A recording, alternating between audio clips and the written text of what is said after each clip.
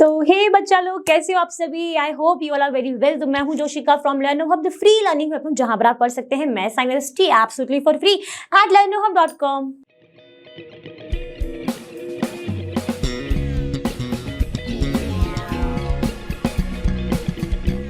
तो बच्चों, आज की क्लास में हम स्टार्ट करने वाले हैं आईसीएससी मैथमेटिक्स क्लास 8 का एक नया चैप्टर जिसका नाम है अंडरस्टैंडिंग शेप्स। अब यहाँ पर हम कवर कर लेंगे एक्सरसाइज 16A एंड 16B। तो जल्दी से ना रेडी हो लो और जल्दी से स्टार्ट करते हैं आज की क्लास, जिसमें आप पढ़ने वाले हो इंटरेस्टिंग शेप्स के बारे में, जो कि आप अपनी डेली लाइफ में भी देखते रहते हो। तो चलिए स्टार्ट करते हैं आज की class. So let's get started.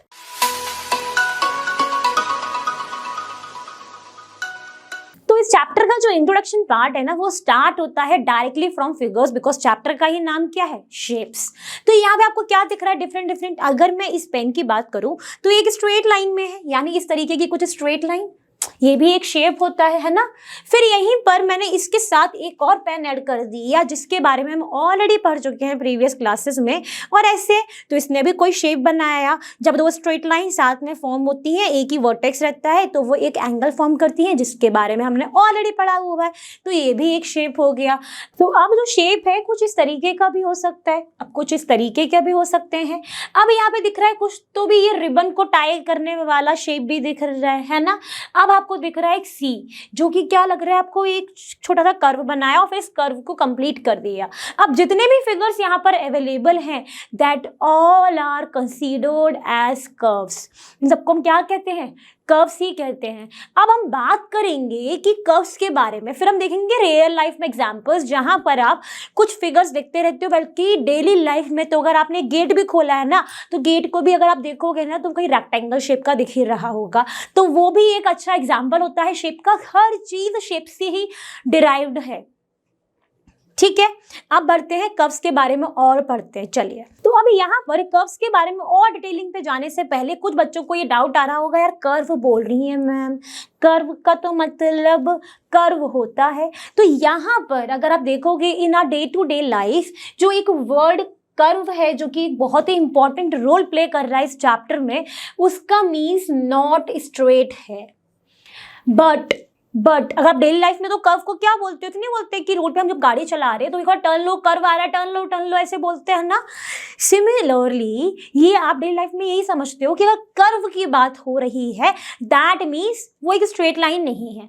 But वहीं पर वो सब चीज़ों को अगर आप मैथमेटिक्स में पढ़ने आते हो, तो कर्व का मतलब जो है, स्ट्रेट लाइन को भी हम कंसीडर करते हैं क्या, कर्व। इसीलिए तो मैंने बोला कि ये जो लाइन है, ये जो बन रहा है, या फिर ट्रायंगल जो है, या फिर और भी जितने भी फिगर्स आपने पढ़े, ये सारे ही फिगर्स क्या कहला रहे थे, कर्व कहला रहे थे। वहीं पर कुछ बच्चों को डाउट जरूर से आया होगा, इसलिए मैंने ये वाला डाउट भी क्लियर करा कि मैथमेटिक्स में कर्व का मतलब कर्व तो है ही, साथ में स्ट्रेट लाइन को भी हम कंसीडर करते हैं कर्व, ठीक है। लाइन से भी डिराइव्ड हुई कोई भी shape, that is also considered as curve, okay. अब देखेंगे क्या एग्जाम्पल्स। यार ना आज बहुत भूख लग रही है, मेरा तो खाना खाने का मन नहीं कर रहा है, लेकिन आज मेरा पिज्जा खाने का मन कर रहा है। जैसे ही गर्मा गर्म पिज्जा आया, उसके स्लाइसेस आए, और मैंने आपको अगर बताया दिया कि ये जो भी स्लाइसेस है, that is in the form of triangle. ये हमने ट्रायंगल वाले चैप्टर में भी पढ़ा है। तो ये ट्रायंगल भी क्या कंसीडर होगा बच्चों, यस बिल्कुल सही, this is also considered as curve, ठीक है। वहीं पर जिस नोटबुक पे अगर आप पढ़ रहे हो अभी, या मैथमेटिक्स की कोई भी नोटबुक, किसी भी दुनिया की कोई भी नोटबुक जो है, उसको भी अगर देखोगे, that is also considered as curve. अब ये कर्व में क्या है, तो रेक्टेंगल है, रोम्बस है, क्या है, ये तो बात की बात है। बट ये सारे ही शेप्स जो हैं, that all are considered as curve. वहीं पर यार मुझे एसी का रिमोट मिला, मुझे एसी बंद करना है, टेम्परेचर बढ़ाना है, घटाना है, जो भी करना है, इसके रिमोट को मैंने देखा तो मुझे लगा यार ये भी तो कर्व है। आपका सामने मिरर भी है अगर, तो वो भी कर्व है। तो अगर हर चीज को ऐसे रिलेट करके पढ़ोगे with the help of example, then you definitely understand the chapter.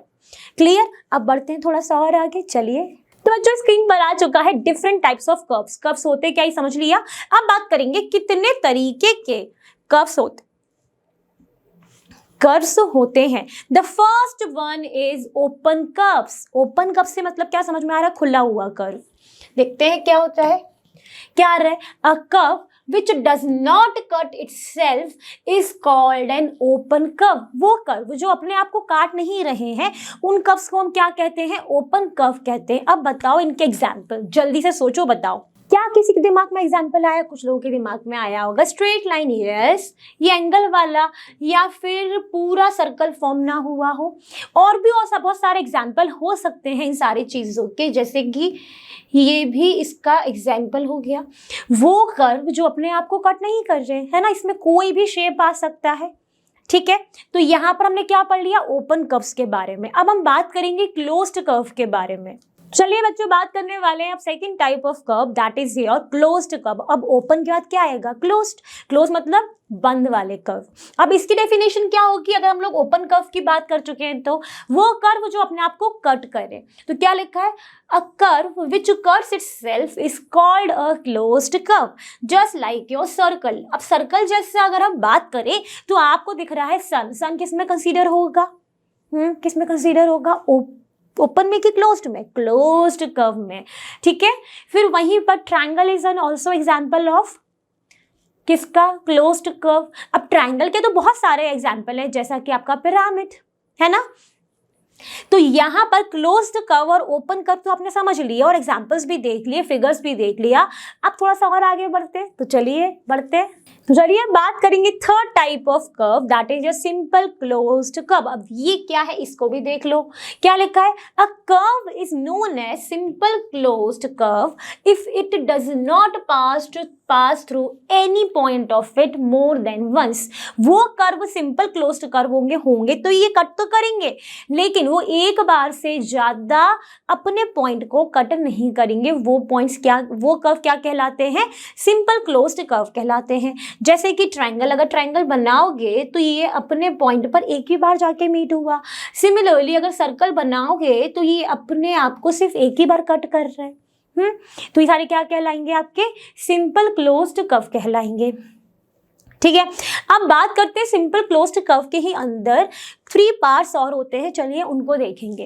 तो चलिए बात करेंगे क्लोज्ड कर्व जो है, अगर उसको आपने प्लेन पेपर पर ड्रॉ किया तो वो जो प्लेन है उसको वो 3 पार्ट्स में डिवाइड करता है। The first one is interior of the curve, second one is boundary of the curve and the third one is exterior of the curve. Just see this figure, इस figure को देखा तो क्या ये एक सिंपल क्लोज्ड फिगर है? अगर इसको आप देखोगे ध्यान से तो जवाब आएगा यस मैम, बिल्कुल है, कोई इशू नहीं है। अब इस वाले फिगर के अंदर कुछ पॉइंट्स जो हैं वो अंदर की तरफ है। कौन से हैं वो? ये जो पॉइंट्स हैं ये अंदर की तरफ है। तो जो अंदर की तरफ होगा उसको हम क्या बोलेंगे? Interior of the curve. यानी इंटीरियर ऑफ द कर्व में क्या आएंगे आपके? P1, P2 and P3। अब बात करेंगे बाउंड्री ऑफ द कर्व, जो बाउंड्री पर ही हो। जो कर्व की जो बाउंड्री है, तो कर्व की बाउंड्री क्या है? ये वाली पूरी एक बाउंड्री है। इस बाउंड्री पर जो होंगे वो बाउंड्री ऑफ द कर्व के अंदर आ जाएंगे। तो वो कौन कौन से हैं? Q1, Q2 and Q3। तो बाउंड्री ऑफ द कर्व में क्या आ गए आपके? Q1, Q2 and Q3। अब बात करेंगे third, that is your exterior of the curve. Exterior of the curve का मतलब जो बाहर की तरफ है, बाहर आउटसाइड द कर्व है। तो आउटसाइड कौन है? R3, R1, R2।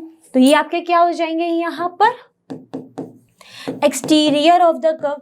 तो इसीलिए यहाँ पे बोला जा रहा है कि कोई भी क्लोज्ड कर्व अगर आपने प्लेन पेपर पे ड्रॉ किया तो वो 3 पार्ट्स में डिवाइड होगा। वो कौन कौन से 3 पार्ट्स हैं? Interior of the curve, boundary of the curve, exterior of the curve.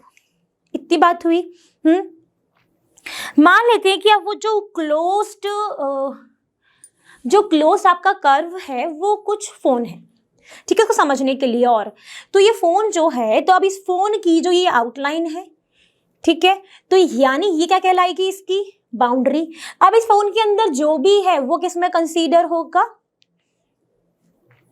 इस फोन में जो भी इन अंदर की तरफ अगर मैंने ये पेन ऐसे लगा के रखा, डॉट बना दिए, तो वो क्या कहलाएंगे? इंटीरियर ऑफ द कर्व, इस कर्व के अंदर, है ना। अब यहीं पर इस कर्व की बाउंड्री हो जाएगी। बाउंड्री पे अगर मैंने कुछ स्टिकर्स लगा दिए और मैंने इस फोन को ऐसे रखा और इसके आउटसाइड पर ऐसे ऐसे मैंने रख दिया, तो वो क्या हो जाएंगे, एक्सटीरियर ऑफ द कर्व। समझ में आ गई बात? बढ़ते हैं नेक्स्ट। तो चलिए बात करते हैं अब एक इंपॉर्टेंट टॉपिक इस चैप्टर में, दैट इज योर पॉलीगन। अब ये पॉलीगन क्या होते हैं? ये भी हमारे क्लोज्ड प्लेन फिगर्स ही होते हैं जो कि बाउंडेड रहते हैं स्ट्रेट लाइन सेगमेंट्स से। क्या आप बोल रहे हैं? होंगे तो ये क्लोज्ड फिगर, लेकिन ये स्ट्रेट लाइन सेगमेंट से ही बन रहे होंगे। जैसे कि अगर मैं बोलूं कि ये जो ट्रायंगल है, क्या ये स्ट्रेट लाइन सेगमेंट से बन रहा है? लाइन सेगमेंट्स क्या थे? जिनके दो फिक्स्ड पॉइंट्स हो। तो यस, इनके दो फिक्स्ड पॉइंट्स हैं हर लाइन के, है ना? तो ये भी एक क्लोज्ड फिगर है, बिल्कुल है। तो ये जो तरीके के फिगर होंगे that all are considered as polygon.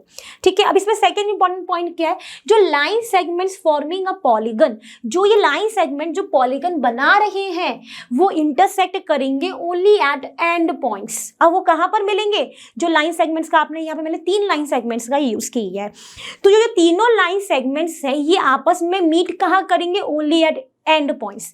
जैसे यार इस फिगर को भी ड्रॉ करो, मैंने एक बनाया, इसके 2 एंड पॉइंट्स ये रहे, है कि नहीं? अब दूसरा लाइन सेगमेंट बनाऊंगी तो वो भी उसके एंड पॉइंट से मिलके गया। अब इसमें एक लाइन और लिखिए कि हर each end point shared by only 2 line segment. अब जो हर एक पॉइंट है, ये जो पॉइंट है ना एंड पॉइंट्स, यहाँ से सिर्फ आप 2 लाइन सेगमेंट्स ही ड्रॉ कर सकते हो, ओनली 2। ठीक है, या तो 1 करो या 2 करो। ठीक है, तो यहाँ पर इस एंड पॉइंट से हमने एक लाइन सेगमेंट बनाया, इसी एंड पॉइंट से हमने एक और लाइन सेगमेंट, अब इस एंड पॉइंट से ये तो है ही, अब एक और बना के ज्वाइन कर दो। तो हर एक पॉइंट से एंड पॉइंट्स कनेक्टेड होंगे पॉलीगन के लिए by the through the line segments, और हर एक एंड पॉइंट से सिर्फ 2 लाइन सेगमेंट्स ही ड्रॉ कर सकते हो। तो एक तो ये एग्जाम्पल हो गया किसका? Triangle is considered as polygon. ठीक है, अब इसके बारे में और भी देखते हैं। अभी तो यहाँ पर तो ये पॉलीगन आया गया तो नहीं होगा, चलिए देखते हैं। अब जैसे ही हमने पॉलीगन की डेफिनेशन पढ़ ली, कुछ एग्जांपल से देखे थे ट्रायंगल वगैरह, है ना? अब हमारे पास इसमें आ रहा है कि identify which figure is polygon. अब इन फिगर्स को देखो और जो भी आपने डेफिनेशन पढ़ी, क्या वो डेफिनेशन के अकॉर्डिंग ये वाला पॉलीगन है? देखते हैं। तो पहली क्या थी डेफिनेशन में? पहला पॉइंट क्या था कि एक क्लोज्ड प्लेन फिगर है जो कि स्ट्रेट लाइन सेगमेंट से बनता है, तो सारे ही स्ट्रेट लाइन सेगमेंट से बने हैं। दूसरा पॉइंट क्या था कि जो लाइन सेगमेंट हैं वो आपस में मिलेंगे एंड पॉइंट्स पर, है ना? साथ ही में हर एक पॉइंट से सिर्फ 2 लाइन सेगमेंट्स ही आप बना सकते हो। तो अगर हम इस फिगर को देखें तो ये एक लाइन सेगमेंट है, इसके एंड पॉइंट, इसका एंड पॉइंट, इस एंड पॉइंट से एक तो लाइन सेगमेंट ये एक और बन सकती है, बना दी है यहाँ पर। तो ये वाला तो लग रहा है कि यार ये तो पॉलीगन है। ठीक है, अब बात करेंगे सेकंड फिगर की। तो सेकंड फिगर में क्या दिख रहा है? 2 ट्रायंगल हैं, उनको हमने यहाँ पर ज्वाइन कर दिया, मतलब कहने के लिए, समझने के लिए। तो यहाँ पे क्या दिख रहा है? देखो, इस यहाँ पे देखा, ये एंड पॉइंट मिले। अब इस एंड पॉइंट से एक तो ऑलरेडी लाइन सेगमेंट है, एक और बनाई, यहाँ से यहाँ तक अगर रहता तो ठीक था, लेकिन अब यहाँ पे जो ये लाइन सेगमेंट AC है और BD है, ये सिर्फ एंड पॉइंट पर ही मिल सकते हैं। यही लाइन थी ना, तो क्या ये दोनों इंटरसेक्ट कर रहे हैं एंड पॉइंट पर? नहीं, तो ये पॉलीगन नहीं होगा, बिकॉज ये इंटरसेक्ट कर रहे हैं at point P which is not your end point.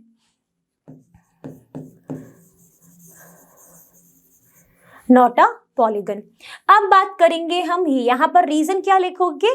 Since AC and BD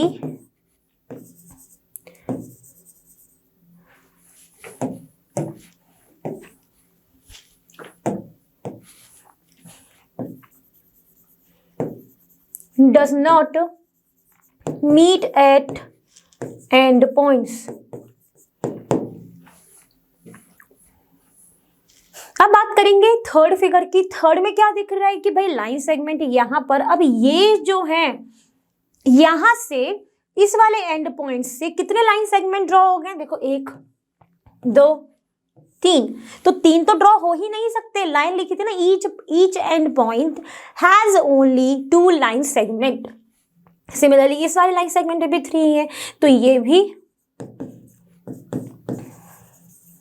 not a polygon since each end points have only two line segments. Okay, अब बात करेंगे फोर्थ फिगर की। तो फोर्थ फिगर तो देख के ही जवाब आ जाना चाहिए कि नहीं है, बिकॉज ये क्लोज्ड फिगर ही नहीं है, ये तो ओपन फिगर है, तो नॉट अ पॉलीगन। रीजन क्या है? Since it is not a closed figure. Done, यहां तक बढ़ो। नेक्स्ट, तो चलिए बात करेंगे टाइप्स ऑफ पॉलीगन के। अब जो पॉलीगन्स का जो हम नेमिंग करते हैं और टाइप्स जो बताते हैं, that is depends on the number of sides they contain. उनका नाम कैसे दिया जाता है? Number of sides they contain. जैसे कि अगर मैंने पॉलीगन यहाँ बीच में लिखा, अगर इसमें सिर्फ मैंने 3 साइड्स ली, 1 2 3 साइड्स है, यहाँ पे कितनी है? 3 साइड्स, तो इसको हमने क्या बोल दिया? नाम ट्राइंगल। फिर हमने 4 साइड्स कर दी, तो इस पॉलीगन का नाम क्या हो गया? क्वाड्रिलेटरल। क्वाड्री मतलब 4, लेटरल मतलब साइड्स। फिर अगर हमने यहाँ पे 5 साइड्स कर दी, तो देखो 1 2 3 4 5, तो इसको हमने क्या नाम दे दिया? पेंटागन। फिर हमने यहाँ पर 6 साइड्स बोल दी, तो कितनी साइड्स हैं? 1 2 3 4 5 6, तो क्या नाम हो गया इसका? हेक्सागन। नाम क्या हो गया? Depending on the number of sides they contain, the polygons का हमने स्पेसिफिक नाम दिया। पेंटा मीन्स 5, हेक्सा मीन्स 6। अब यहाँ पर एक और आ रहा है पॉलीगन आ रहा है, तो पॉलीगन में अब ये कितनी साइड्स कर दी इन्होंने? और बढ़ा दी। कितनी बढ़ा दी? 1 2 3 4 5 6 7 8, तो अभी अगर 8 साइड्स हो गई तो ऑक्टागन। मानो कि 10 साइड्स हो जाए तो डेकागन। ठीक है, तो यहाँ पर नंबर ऑफ साइड्स के अकॉर्डिंग आपके बहुत सारे तरीके के पॉलीगन हो जाते हैं। आपको सिर्फ फिगर देखना है, नंबर ऑफ साइड्स पहचानना है, और आप उसका नाम बता दोगे कि हाँ ये जो पॉलीगन है ना, ये वाला पॉलीगन है। क्लियर है? बात हुई क्लियर? चलो, तो चलिए अब हम बात करेंगे यहाँ पर और दूसरे तरीके के टाइप्स ऑफ पॉलीगन में, जिसमें पहला टाइप होता है, तो हमने क्या देखा? नंबर ऑफ साइड्स के बेसिस पर कितने तरीके के पॉलीगन हो सकते हैं। अब हम बात करेंगे different types of polygon depending on the angle. ठीक है, तो पहला है आपका कॉन्वेक्स पॉलीगन। अब कॉन्वेक्स पॉलीगन, कब हम किस पॉलीगन को कॉन्वेक्स पॉलीगन कहते हैं? जब उसके हर एंगल जो है, each angle of the polygon is less than 180 degree. जब पॉलीगन के सारे एंगल्स जो हैं अगर वो 180 से छोटे होते हैं तो उनको हम क्या कहते हैं? कॉन्वेक्स पॉलीगन कहते हैं। जैसे अगर आप इस फिगर में देखोगे तो यहाँ पर जो सारे एंगल्स जो हैं वो क्या है? 180 से छोटे हैं। 180 का मतलब एक स्ट्रेट लाइन के थ्रू दो लाइंस आपका एक एंगल बना रही हैं, तो ये सारे 180 से छोटे हैं, इसलिए हमने इसको क्या कंसीडर किया? क्या कंसीडर किया? कॉन्वेक्स पॉलीगन, है ना। अब जैसे ही हमने कॉन्वेक्स पॉलीगन पढ़ा, अब हम बात करने जा रहे हैं कॉन्केव पॉलीगन की। तो कॉन्केव पॉलीगन में क्या होगा कि at least one of the internal angle of the polygon is more than 180। तो यहाँ पे क्या, कम से कम एक एंगल जो है, at least one of the angle of the polygon is more than 180 degree। तब हम क्या कहेंगे उस फिगर को, उस पॉलीगन को? Concave polygon. अभी यहाँ पर ये जो फिगर है, यहाँ पर ये जो फिगर आपको दिख रहा है और ये जो एंगल फॉर्म हुआ है, that is greater than 180, so therefore it is considered as concave polygon. बाकी सब तो यहाँ पर 180 से छोटे हैं, लेकिन कम से कम अगर एक भी हो गया तो कॉन्केव पॉलीगन बन गया। तो वही हमने यहाँ बता दिया। अब बढ़ते हैं नेक्स्ट। तो चलिए यहाँ पर और भी हम इंपॉर्टेंट पॉइंट्स डिस्कस करते हैं, जिसमें एक पॉइंट है जिसमें लिखा है रिमेंबर। क्या लिखा है कि a line segment joining any two non consecutive vertices. Non consecutive मतलब जो लगातार वर्टाइसेस नहीं है, अगर उन दोनों वर्टाइसेस को ज्वाइन किया, अगर कोई लाइन सेगमेंट ड्रॉ हो रहा है, वो क्या होगा पॉलीगन का? उसे हम क्या कहेंगे? उसको हम कहेंगे डायगोनल ऑफ द पॉलीगन। क्या बोला कि line segment joining any two non consecutive vertices, तो उसके थ्रू क्या बनेगा, जो लाइन ड्रॉ हो रही है, जो लाइन सेगमेंट ड्रॉ होगा, that is considered as diagonal of the polygon. अब यहाँ पर ये जो फिगर है, ये कौन सा फिगर है, पहले काउंट करो नंबर ऑफ साइड्स, 1 2 3 4 5, यानी ये क्या है, ये पॉलीगन में पेंटागन है, बिकॉज 5 साइड्स है।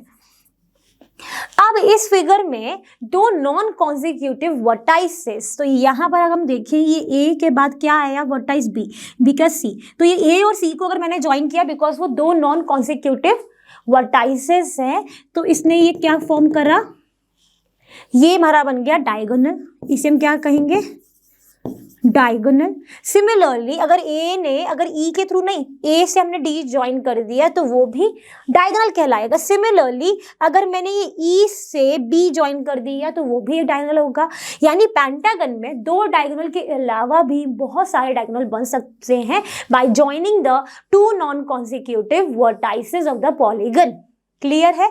तो यहाँ पर पेंटागन समझ गए कैसे हमने मालूम करना है, और डायगोनल क्या है वो भी समझ लिए। अब थोड़ा सा और आगे बढ़ते हैं, प्रोसीड करते हैं। तो चलिए बच्चों, बात करने वाले हैं sum of angles of a polygon की। तो यहाँ पर आपको दिख रहा है कि हमने कुछ पॉलीगन बना के रखे हैं जिसमें नंबर ऑफ साइड्स डिफर हो रही है। अगर हम इस वाले पॉलीगन को देखें तो हमें दिख रही है यहाँ पे कितनी साइड्स, 1 2 3 4, ठीक है। 5 साइड्स हमें ये दिख रहा है पॉलीगन, 6 साइड्स का ये रहा, 8 साइड का ये रहा। अब जब हमने यहाँ पर possible number of diagonals draw करने की कोशिश की तो हमने क्या किया, पहले हमने एक डायगोनल बनाने की कोशिश की तो हमने देखा कि यार 2 ट्राइंगल बनेंगे। चाहे आप ये वाला डायगोनल बनाओ, चाहे आप ये वाला डायगोनल बनाओ, number of triangles formed in 4 sides of polygon is 2 only.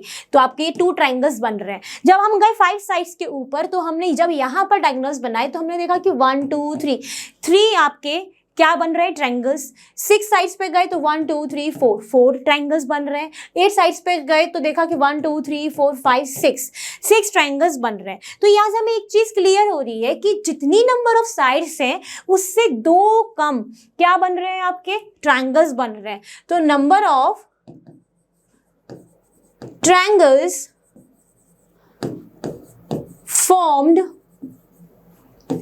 in polygon is 2 less than the number of sides. चाहे हम 5 साइड्स की बात कर लें तो उससे भी 2 कम, 6 साइड्स की बात कर लें तो उससे 2 कम 4, 8 साइड्स की बात कर लें तो उससे 2 कम 6 बन रहे हैं, है ना, हो रहा है ना, ठीक है।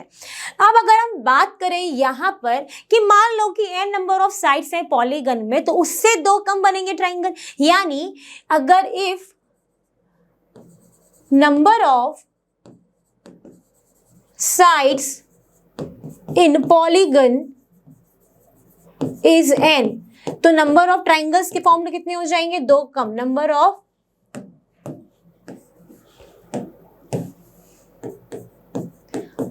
triangles formed is n-2, कितने फॉर्म्ड होंगे, n-2 होंगे।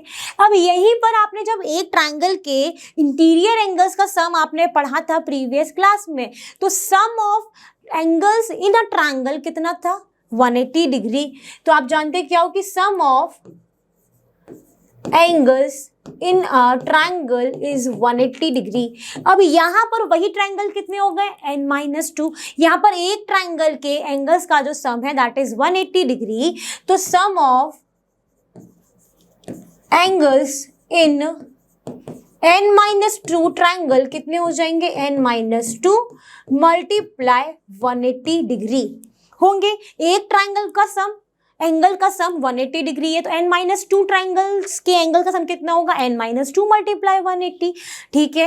अब ये जो n-2 ट्राइंगल फॉर्म हो रहे हैं that is always equal to the, किसके बराबर होंगे, n number of sides of in a polygon. तो यहां से क्या आ जाएगा, sum of angles of n number of sides in polygon is equal to n-2 multiply 180 degree. तो ये आपका यहाँ पर एक जनरलाइज्ड फॉर्मूला आ गया for sum of angles of a polygon का। क्लियर है? बढ़ते हैं नेक्स्ट। तो चलिए अब हम बात करने वाले हैं sum of exterior angles of a polygon की, यानी पॉलीगन्स में जो एक्सटीरियर एंगल मतलब बाहर के जो एंगल बन रहे हैं। यहाँ पे हमने कुछ पॉलीगन बना के रखे, ठीक है। इन पॉलीगन का पहले तो नाम बताओ, क्या कैसे नाम करते हैं कि जितनी नंबर ऑफ साइड्स होती है उसके बेसिस पे उनका नाम होता है। तो इसमें कितनी नंबर ऑफ साइड्स, 1 2 3 4 5 6, यानी ये कौन सा वाला पॉलीगन हो गया? जवाब आना चाहिए हेक्सागन। हो गया, ठीक है। अब यहाँ पर मान लो कि एक आदमी वॉक कर रहा है in the direction of motion, ठीक है। मान लो कि मोशन इस डायरेक्शन में, कहाँ पे वॉक कर रहा है? इस हेक्सागन के नंबर ऑफ साइड्स पर वॉक कर रहा है। तो हमने पहले नंबर ऑफ साइड्स का नामकरण किया, ABCDEF, ठीक है, कर दिया।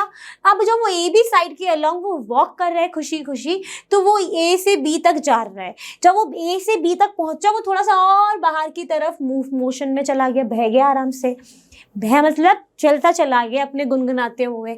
तो उसने जो ये एंगल फॉर्म्ड किया बाहर की तरफ, that is the exterior angle, ठीक है।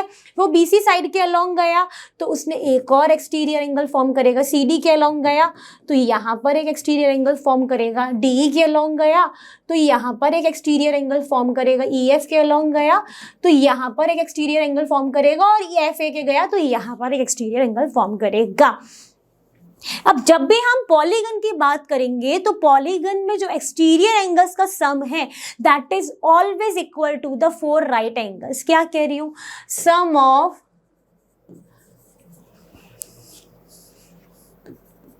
Exterior angles in a polygon is equal to 4 multiply right angles. Right angles means 4 multiply 90 degree. तो यहाँ पर कितना आ गया उसका सम? 360 डिग्री। यानी जो एक्सटीरियर एंगल्स का सम होगा पॉलीगन में that is always equal to the 360 degree. अब यहाँ पर अगर हमने इन एक्सटीरियर एंगल का नाम दे दिया, मान लो ये एंगल 1 है, ये एंगल 2 है, ये एंगल 3 है, ये एंगल 4 है, ये एंगल 5 है और ये आपका एंगल 6 है। तो इन 6 एंगल्स का सम, एक्सटीरियर एंगल्स का sum that is equal to the 360 degree. तो यानी angle 1 plus angle 2 plus angle 3 plus angle 4 plus 5 plus angle 6 is equal to 360 degree. That's all. ये सॉल्व हो गया। ये हमने चीजें समझ ली। सॉल्व तो कुछ करने को था नहीं, एक जनरल प्रॉपर्टी थी जिसके बेसिस पे हमने यहाँ पर आपको बताया। अब बढ़ेंगे कुछ को एग्जाम्पल्स की तरह, तो चलिए उनको देखते हैं। तो चलिए बात करते हैं अब एग्जाम्पल की। तो एग्जाम्पल भी उन्हीं बेसिस पे जितनी भी चीजें अभी तक हमने पढ़ी। क्या है यहाँ पर? Is it possible to have a polygon the sum of whose interior angles is 9 right angles. क्या बोल रहे हैं? क्या पॉलीगन बनेगा? क्या पॉलीगन बनेगा अगर उनके इंटीरियर एंगल्स का सम जो है वो 9 राइट एंगल्स के बराबर है। अब सम ऑफ इंटीरियर एंगल्स तो हमने पढ़ा, कितना था? n-2 मल्टीप्लाई 180 डिग्री पढ़ा था। तो आप जानते हो कि sum of interior angles of a polygon is equal to n-2 multiply 180 degree and this is going to be equal to the 9 right angles। इसी में बोल रहा है। So according to the statement,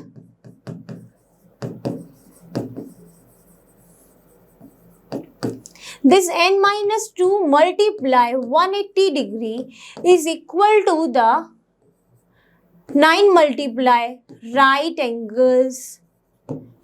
तो यानी n-2 multiply 180 degree is equal to 9 multiply 90 degree। Now solve it। इस 180 degree यहाँ पे मल्टीप्लाई में है तो ये यहाँ पर डिवाइड में आएगा।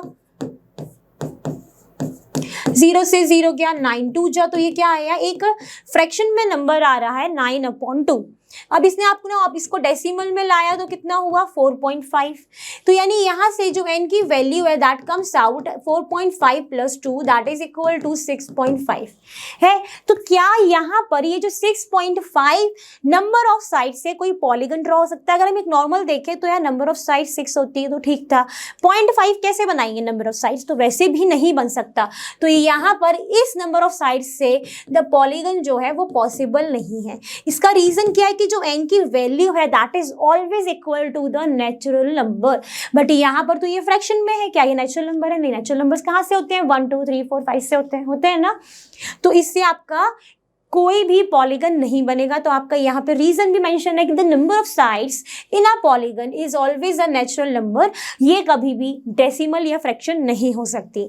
अब जो स्मॉलेस्ट नंबर है, नंबर ऑफ साइड्स हैं पॉलीगन में, ये हमेशा ही 3 रहेंगी, which is in the case of triangle. अब किसी भी पॉलीगन में जो नंबर ऑफ साइड्स है दैट इज किसके बराबर होंगी? 3 के बराबर होंगी, जो आपका एक ट्रायंगल फॉर्म करेगा, उससे कम नहीं हो सकती किसी भी पॉलीगन की नंबर ऑफ साइड्स। डन, बात याद रहेगी, होनी चाहिए याद।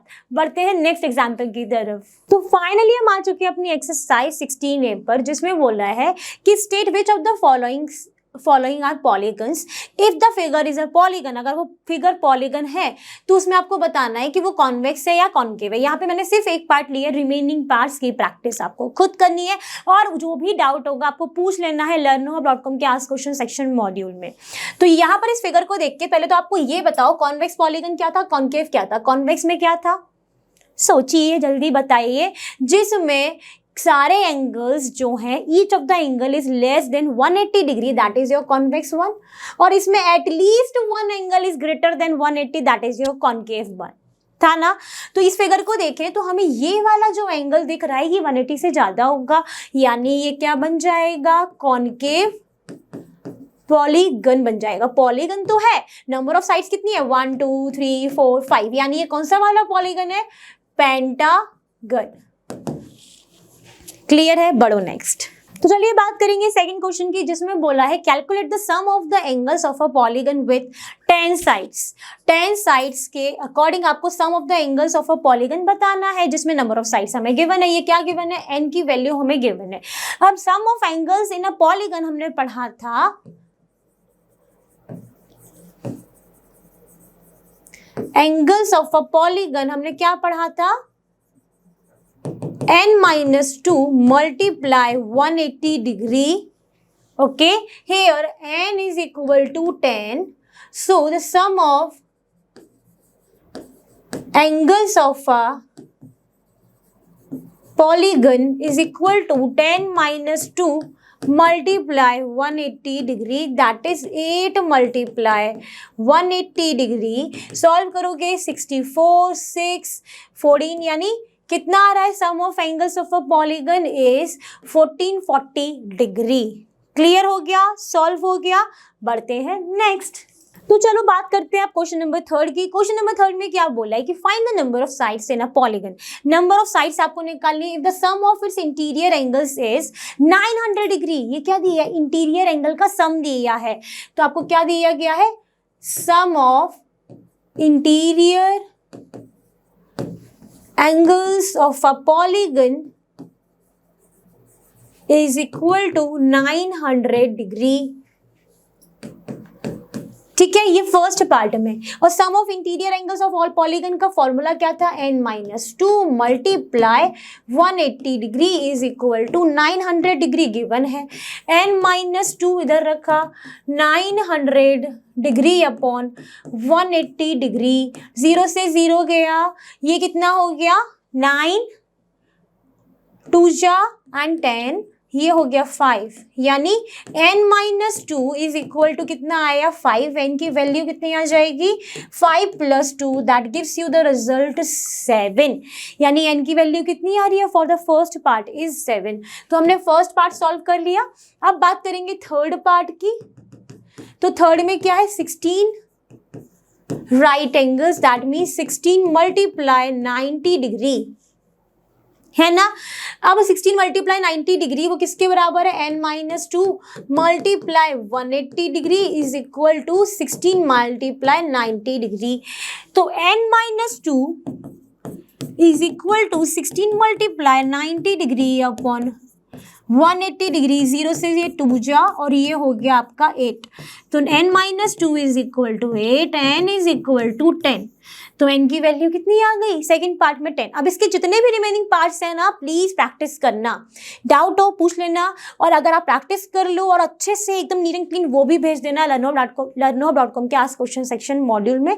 बढ़ते हैं नेक्स्ट। तो चलिए बात करते हैं फिफ्थ क्वेश्चन के फर्स्ट पार्ट की, जिसमें है कि if all the angles of a hexagon are equal, सारे एंगल्स जो हैं हेक्सागन के वो बराबर है, find the measure of each angle, सारे एंगल्स का मेजर निकालो। अब ये रहा हेक्सागन, जिसमें क्या होता है हेक्सागन, नंबर ऑफ साइड्स कितनी होती है 6, तो 1 2 3 4 5 6। अब इसमें जितने भी एंगल्स है ना वो सारे ही आपके x डिग्री है, ये सारे क्या है इंटीरियर एंगल है। इंटीरियर एंगल का सम किसके बराबर होता है, इतनी देर से पढ़ रहे हो जल्दी बताओ, तो आप क्या लिखोगे, sum of interior angles of a polygon is equal to n-2 multiply 180 degree. और यहाँ पर sum of interior angles of a polygon किसके बराबर होगा, कितने हैं इंटीरियर एंगल 6 है, और 6 एंगल्स बराबर है जो कि x डिग्री है, यानी 6x degree x degree plus x degree plus x degree plus x degree plus x degree plus x degree, that is your 6x degree is equal to this much.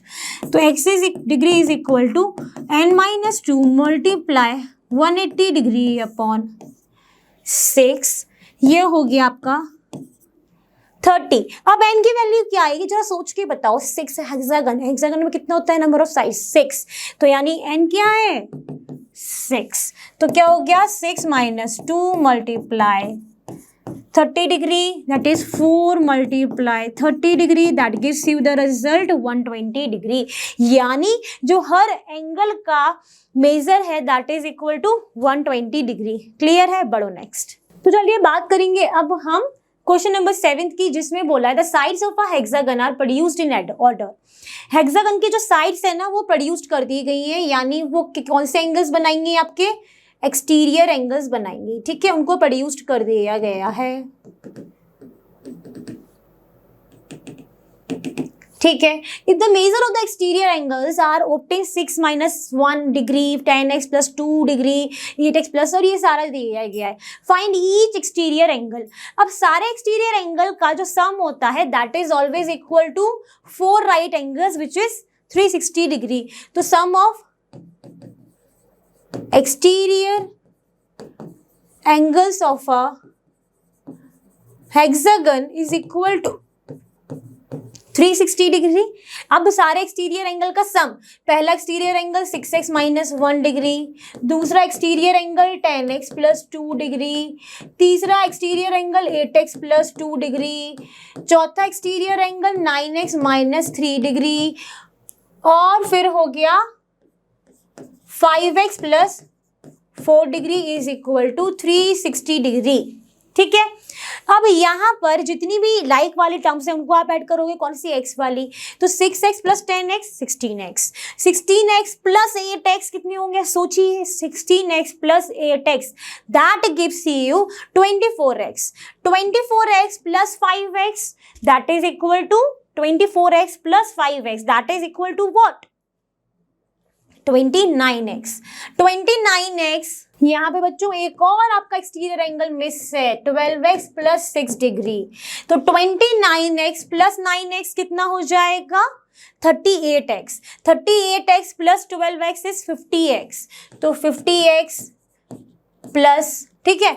अब यहाँ पे पहले add वाली 2 2 4 4 plus 4 8 8 plus 6 14 हुआ, 14 और ये -1 -3 -4, तो 14 में से 4 का कितने बचे 10, तो plus 10 degree is equal to 360 degree, तो 50x is equal to 360 degree minus 10 degree that 350 degree, तो x is equal to 70 degree. तो x की वैल्यू कितनी आ गई 70 degree. Now the homework for you, इसमें क्या लिखा है, हर एक्सटीरियर एंगल को निकालो। यहाँ पर एक तो मैं निकाल को आपको बता रही हूँ, that is 6x minus 1 degree. x की वैल्यू आई है आपकी 70 डिग्री, तो x की जगह पे 70 रखो, 6 मल्टीप्लाई 70 डिग्री माइनस 1, तो ये हो गया 420 डिग्री माइनस 1, तो ये हो गया आपका 419 डिग्री, हो गया ना। तो इसी तरीके से आप बाकी रिमेनिंग भी निकाल लेंगे। तो यहाँ पर ये क्या हो जाएगा, x is equal to 350 degree upon 50 degree, x से सॉरी 0 से 0 और x की वैल्यू आ गई 7 डिग्री। जैसे ही आपको x की वैल्यू निकली, आप सारे ही एक्सटीरियर एंगल्स की वैल्यू निकालोगे। जैसे कि अगर हम फर्स्ट का निकालें तो क्या है 6x माइनस 1 डिग्री, तो 6 मल्टीप्लाई 7 माइनस 1 यानी 42 minus 1, that gives you 41 degree. तो ये आपकी आंसर आ गया, एक का आंसर आ गया 41 डिग्री आ गया। अब ये बाकी जितने भी रिमेनिंग एक्सटीरियर एंगल्स है इनका आपको सम निकाल लेना है। इसी तरीके से ये हो जाएगा 10 multiply 7 plus 2, that mean 72 degree. दो हमने निकाली है, प्लीज बाकी आप निकाल लेना और मुझे भेज देना। That is your homework, remaining exterior angle का मेजर निकालना। ओके, चलिए बढ़ते हैं नेक्स्ट। तो अभी तक आप क्या पढ़ रहे थे, अभी तक हमने पढ़ा कि ये पॉलीगन क्या होता है, पॉलीगन के टाइप्स वगैरह सब कुछ चीजें हमने देखी। अब हम बात करने जा रहे हैं रेगुलर पॉलीगन की। कोई भी पॉलीगन को हम रेगुलर पॉलीगन कब बोलते हैं, उसके लिए कुछ इंपॉर्टेंट क्राइटेरिया हैं, उनको देख लेते हैं। A polygon is said to be a regular polygon if all its interior angles are equal, यानी उसके जो उतने भी अंदर वाले एंगल्स हैं वो सारे बराबर होने चाहिए, साइड्स भी बराबर होनी चाहिए और जो एक्सटीरियर एंगल्स फॉर्म होंगे वो भी बराबर होने चाहिए। तब जाके आप कह सकते हो कि हाँ यार ये वाला जो पॉलीगन है ना, that is your regular polygon. क्या क्या बराबर है, interior angle, side and exterior angles. तो ये तो क्राइटेरिया हो गया कि होता है ना, किसी भी चीज के लिए एलिजिबल होने के लिए उसको पहले ये फुलफिल करना पड़ेगा, तब जाके उस पॉलीगन को आप रेगुलर पॉलीगन बोल दोगे। क्लियर है, चलो देखते हैं नेक्स्ट। अब जैसे ही हमने ये समझ लिया कि यार रेगुलर पॉलीगन जो है वो ये होता है, जब पॉलीगन में ये चीजें बराबर होंगी तब उसको हम कह देंगे रेगुलर पॉलीगन। अब हम इसी रेगुलर पॉलीगन में कुछ इंपॉर्टेंट फॉर्मूलेस की बात करने वाले हैं, जिसमें पहला फॉर्मूला आता है। तो पहले तो उसको स्टार्ट करने से पहले यहाँ पे क्या लिखा है कि किसी भी रेगुलर पॉलीगन की जिसमें मानो कि n नंबर ऑफ साइड्स है, n की वैल्यू मिनिमम कितनी, ये 3 हो सकती है या उससे ज्यादा हो सकती है। अब किसी भी रेगुलर पॉलीगन में अगर 3 साइड्स है तो पहला फॉर्मूला यहाँ पर आता है the sum of its interior angle. The sum of its interior angles का फॉर्मूला क्या है, 2n minus 4, 2 multiply number of sides minus 4 multiply 90 degree, and उसमें जो हर एक इंटीरियर एंगल है, ईच इंटीरियर एंगल यहाँ से होगा 2n minus 4 multiply 9 upon n। Clear है, तो ये इसका हो गया पहला फॉर्मूला। इस फॉर्मूले में तो कोई डेरिवेशन है नहीं, सिर्फ फॉर्मूला आपको गो थ्रू करना है और इनके बेसिस पे हम प्रॉब्लम्स को सॉल्व करेंगे।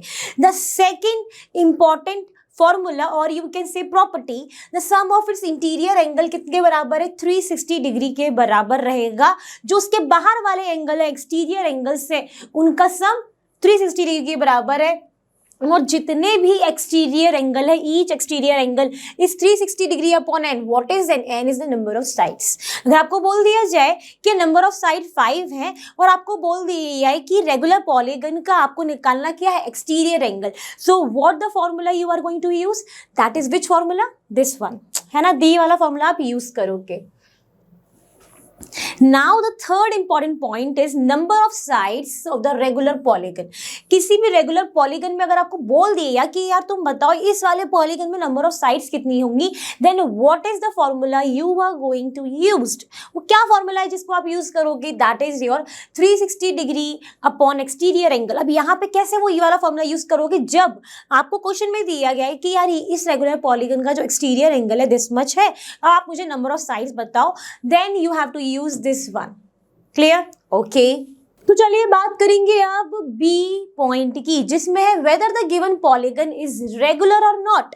कोई भी पॉलीगन रेगुलर है या नहीं है, तो लेकिन उसमें हर वर्टेक्स पे, at each vertex of the polygon, आपका हर एक वर्टेक्स पे बात याद रखना, वर्टेक्स पे, ठीक है, exterior angle plus interior angle जो है उनका जो सम है that is always equal to 180 degree. जब since both the angles together form a straight line, क्योंकि उस वर्टेक्स से जो एक्सटीरियर एंगल है और जो इंटीरियर एंगल है वो दोनों एक स्ट्रेट लाइन बनाते हैं। मान लेते हैं कि जो आपका पॉलीगन है वो ये है, मान लो इस ए वर्टेक्स के पे इसका इंटीरियर एंगल ये है, इसको अगर आपने एक्सटेंड किया तो ये क्या बना रहे हैं, ये वाला एंगल एक्सटीरियर है, ये वाला आपका इंटीरियर है। बताती हूँ दोबारा दूसरे कलर से, ये आपका क्या है, इंटीरियर, ये क्या है, एक्सटीरियर।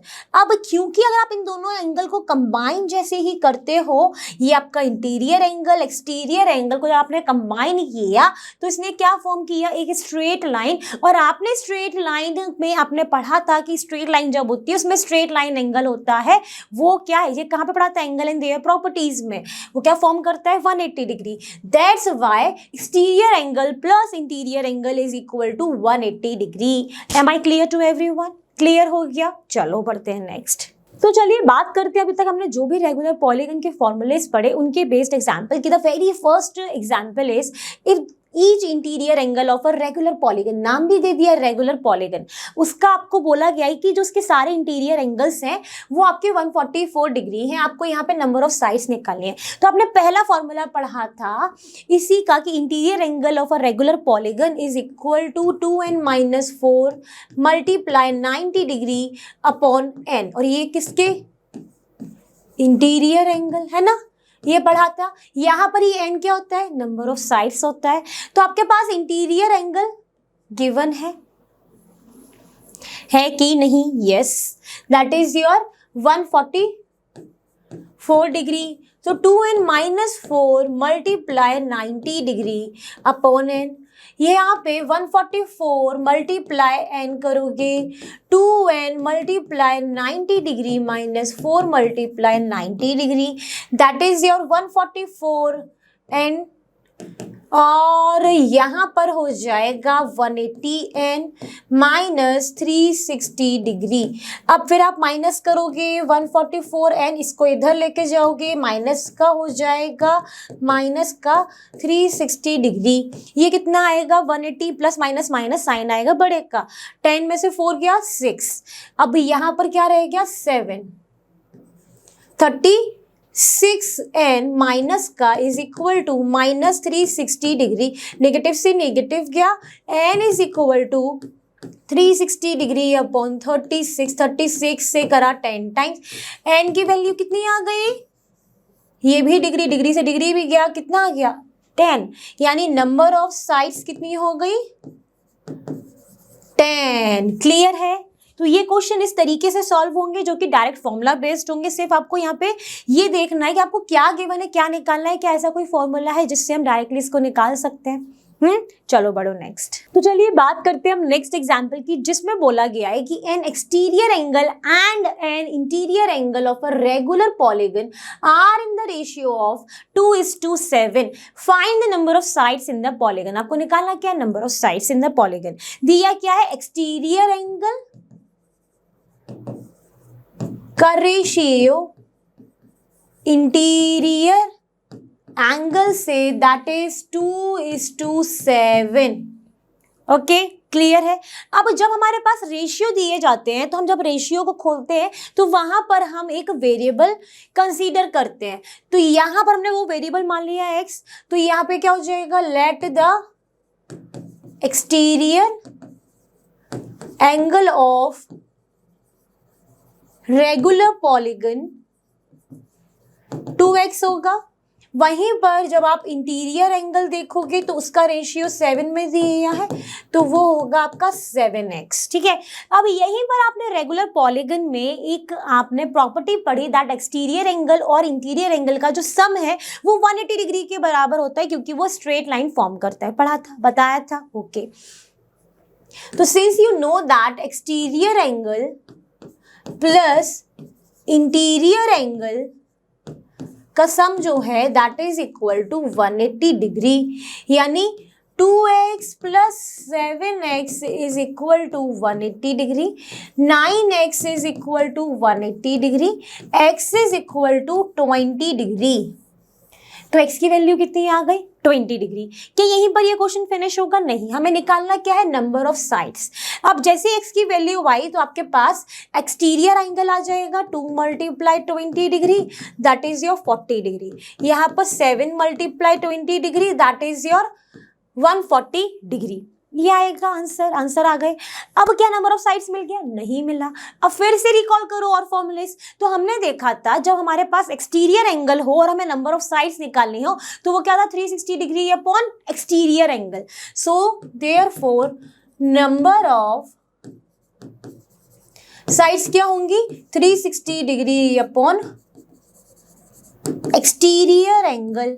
अब 360 डिग्री अपॉन एक्सटीरियर एंगल है तो 360 डिग्री अपॉन 40 डिग्री, 0 से 0 डिग्री से डिग्री गया, कितना हो गया 4 9 जा, यानी नंबर ऑफ साइड्स कितनी हो गई इस रेगुलर पॉलीगन की 9। यानी ये क्वेश्चन क्या हो गया डन डन डन डन। बढ़ते हो नेक्स्ट। तो बच्चों फाइनली हम आ चुके हैं अपनी एक्सरसाइज 16B पर। अब 16B में हम जो पहला क्वेश्चन डिस्कस कर रहे हैं that is your question number 3 because first 2 मुझे लगता है आप कर लोगे, वो मैं यहाँ स्किप कर रही हूँ। जो भी क्वेश्चन यहाँ पे स्किप हो रहे हैं दैट मीन्स प्लीज आपको वो प्रैक्टिस करनी है। तो यहाँ पर क्या है find the number of sides in a regular polygon if it's each exterior angle is, अगर उसका आपको सारे एक्सटीरियर एंगल जो हैं वो कुछ ऐसे दिए गए हैं, मतलब हम यहाँ पे कौन सा पार्ट डिस्कस कर रहे हैं सेकंड पार्ट। आपको निकालना है क्या नंबर ऑफ साइड्स। तो अगर हमारे पास एक्सटीरियर एंगल बोला गया है 2/5 है ना, तो 2/5 of a right angle is 90 degree. Cancel करेंगे तो 5 1 जा 5 और ये हो कितना बचेगा 4 40 यानी 18 डिग्री, यानी 18 multiply 2 that gives you result 36 degree. Exterior angle कितना आ गया 36 डिग्री। आपको निकालना क्या है नंबर ऑफ साइड्स, और नंबर ऑफ साइड्स निकालनी हो जब हमारे पास एक्सटीरियर एंगल दिया हो तो फॉर्मूला क्या होता है 360 degree upon exterior angle. Now put the value of exterior angle 360 degree upon 36 degree, answer आ जाएगा 10। यानी नंबर ऑफ साइड्स कितनी है यहाँ पे 10। क्लियर है? बढ़ते हैं नेक्स्ट। तो चलिए बात करते हैं क्वेश्चन नंबर 5 की, जिसमें बोला गया है कि is it possible to have a regular polygon whose exterior angle is 40% of the right angle. क्या कोई रेगुलर पॉलीगन बनेगा अगर हमारे पास एक्सटीरियर एंगल ऐसा दिया गया है? तो रेगुलर पॉलीगन होने के लिए सबसे पहले तो नंबर ऑफ साइड्स जो है वो हमारे पास एक नेचुरल नंबर होनी चाहिए। ठीक है, तो पहले तो हम ये चेक करते हैं। तो यहाँ पर सबसे पहले आपको क्या दिया है exterior angle is 40% of right angle that means 90 degree, 40 upon 100 multiply 90 degree, 0 से 0 2 and 5 और ये हो गया 18 और यहाँ पर आया 36 डिग्री। अब एक्सटीरियर एंगल दिया है तो नंबर ऑफ साइड्स तो अभी बताया कैसे निकालते, तो वही यहाँ पर यूज करेंगे।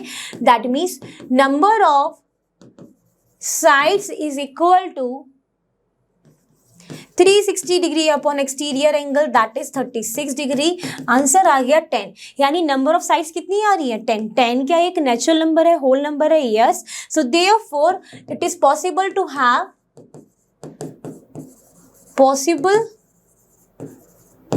Have regular polygon as n is equal to 10 which is a natural number or you can say whole number। natural number और whole number में से कितना डिफरेंस है 0 आ जाता है whole number में, and value greater than 3। Minimum 3 हो सकता है, ये तो उससे बड़ा है तो ऑब्वियसली हो सकता है। तो ये क्वेश्चन भी डन। अब बढ़ते हैं नेक्स्ट। तो चलिए बात करेंगे क्वेश्चन नंबर 7 की, जिसमें बोला है कि the exterior angle of a regular polygon is 1/3 of its interior angle. अब जो एक्सटीरियर एंगल है और इंटीरियर एंगल के बीच में रिलेशन क्या है कि जो एक्सटीरियर एंगल है that is the 1/3 of interior angle. We don't know ये एक्सटीरियर एंगल क्या है, इंटीरियर एंगल क्या है, तो यहाँ पर हमको क्या लेने पड़ेंगे अजम्पशन। फिर क्या पूछा नंबर ऑफ साइड्स आपको निकालनी है पॉलीगन की। तो सबसे पहले तो क्या हम अजम्पशन माने कि हमें नहीं पता इंटीरियर एंगल कितना है। अगर इंटीरियर एंगल हमने कुछ अज्यूम कर लिया तो हमें ये मालूम पड़ जाएगा कि एक्सटीरियर एंगल कितना है ना। तो let the interior angle be x, है ना। तो एक्सटीरियर एंगल कितना होगा, that is 1/3 of interior angle, यानी 1/3 ऑफ एक्स, है ना। ये हो गया। Now you know that the relation between the exterior and interior angle, इन दोनों का सम जो है that is equal to 180 degree. तो क्या होगा, आप लिखोगे exterior angle plus interior angle is equal to 180 degree. तो x 1/3 of x plus x is equal to 180 degree. Now take the LCM 3. So x plus 3x is equal to 180 degree. So 4x upon 3 is equal to 180 degree. तो 4x is equal to 180 degree multiply 3 and x is equal to 180 degree multiply 3 upon 4 हुआ। तो यहाँ पर इसको cancel करोगे 2 times and this will 90, फिर 2 से 45। सो x की वैल्यू क्या हो गई 45 मल्टीप्लाई 3, 5 3 जो 15 कैरी 1, ये आया आपका 135 डिग्री। अब जैसे ही 135 डिग्री आया तो आप एक्सटीरियर एंगल निकाल लो कि एक्सटीरियर एंगल कितना होगा, x की जगह पे वैल्यू रखोगे तो कितना हो गया 4 12 45 डिग्री।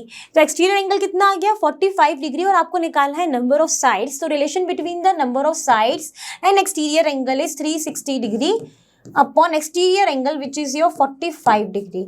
Now solve it.